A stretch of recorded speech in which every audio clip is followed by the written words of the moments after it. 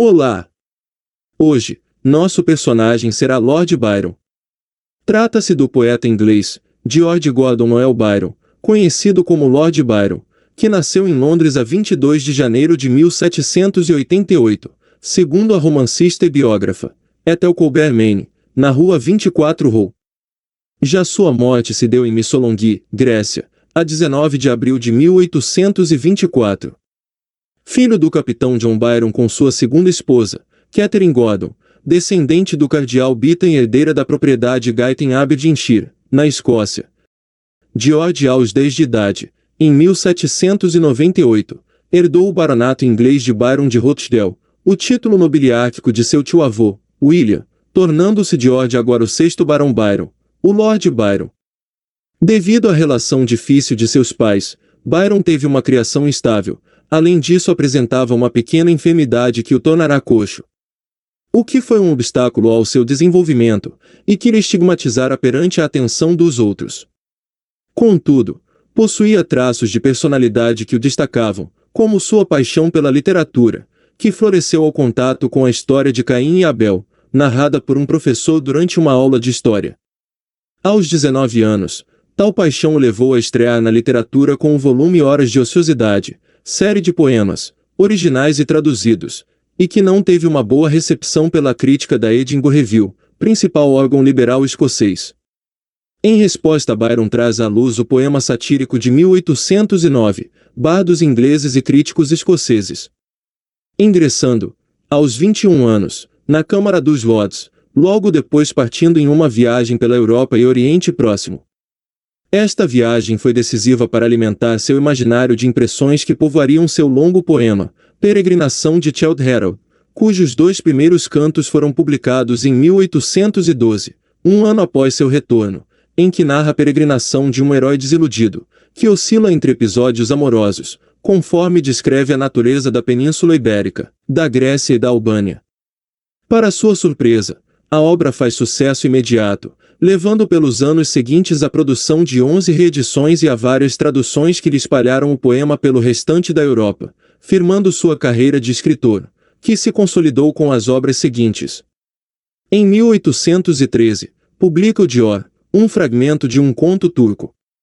Além de publicar A Noiva de Abidos. Ano seguinte lança o Corsário, e também, Lara, que são poemas narrativos que têm por cenário as ilhas gregas do Mediterrâneo e contam as aventuras de um herói melancólico e meio sinistro. Já em 1816, lança o Seco de Corinto, sendo todas estas obras marcadas de orientalismo. Além de seus poemas, Byron sempre foi conhecido pelos casos amorosos que colecionava.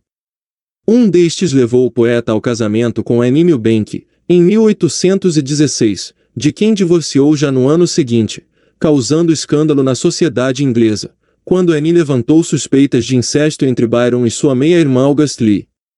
O caso levou o poeta a se retirar da Inglaterra e refugiar-se na Suíça, onde escreveu o poema dramático Manfred em 1817, considerado um texto enigmático. Em Genebra, vive um romance com Claire Clermont, mas é em Veneza, onde se radica em seguida, que Byron se entrega a uma rotina mais agitada e licenciosa, frequentando os salões de condessas, como Albright e Benzoni. Neste período escreve Beppo, uma história veneziana, de 1818, poema em 8ª rima, de tom cáustico, em que a sociedade veneziana é satirizada. Em 1819 começa o poema Herói Cômico Inacabado Dom Juan, em que agora se satiriza de maneira atrevida, quando apresenta uma visão irônica do herói das peregrinações de Childe Harold que tanto consagrou. Neste ano se relaciona com a condessa Teresa Guiccioli, que segue em direção a Ravenna, onde junto ao irmão dela faz parte das conspirações dos Carbonários. Em novembro de 1821, fracassado o movimento revolucionário italiano, Byron parte para Pisa, onde compõe em 1824 o drama Deformado Transformado, que é em parte um texto autobiográfico. Em 1822, funda com o poeta e crítico Leigh Hunt, o periódico The Liberal, e acaba nomeado um membro do Comitê Londrino pela Independência da Grécia, país para o qual embarcou em 15 de julho de 1823, com o intuito de lutar ao lado dos gregos contra os turcos. Em menos de um após passagem por Cefalônia, viaja a Missolonghi, onde contrai uma febre, que o leva à morte, selando o destino daquele, cuja personalidade marcaria seu tempo.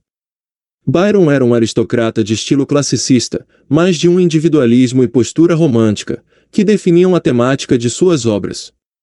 Em seus poemas, Byron usava tanto o verso curto de Walter Scott, o verso branco, a oitava rima, quanto a estrofe típica de Edmund Spenser, desfilando seu talento pelo poema narrativo, o poema dramático, até a poesia descritiva, influenciada pelo bardo Ossian.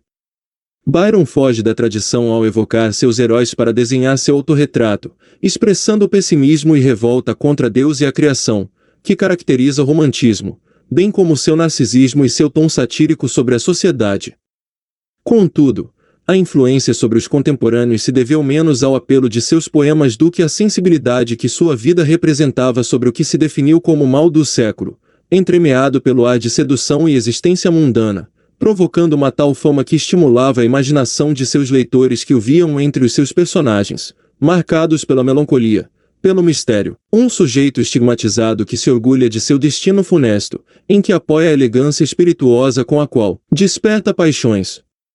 O próprio poeta alimentava essa áurea, cuja vida privada era acompanhada pelo público, que lhe imitava os gestos, sua sensibilidade e poemas. Herdeiro espiritual de Chateaubriand, do Goethe de Werther, e de Rousseau, sua rebeldia moral, religiosa e seu atraente cinismo se refletiu no tom melancólico e pensativo de Lamartine, no pessimismo de Alfred de Vigny, e na irreverência de Musset. E assim uma lista enorme de poetas considerados byronianos se seguiram, como os espanhóis Mariano José de Larra, Espronceda, mais tarde, Nunes de Arce com Última Lamentação de Lord Byron, de 1879, além de poetas italianos e alemães da época. O poeta, sendo um fenômeno mundial, repercutiu entre os eslavos, entre os tchecos, e muitos outros desde a Polônia, Rússia e Argentina, bem como o Brasil na figura de Álvares de Azevedo, com sua Noite na Taverna, de 1878.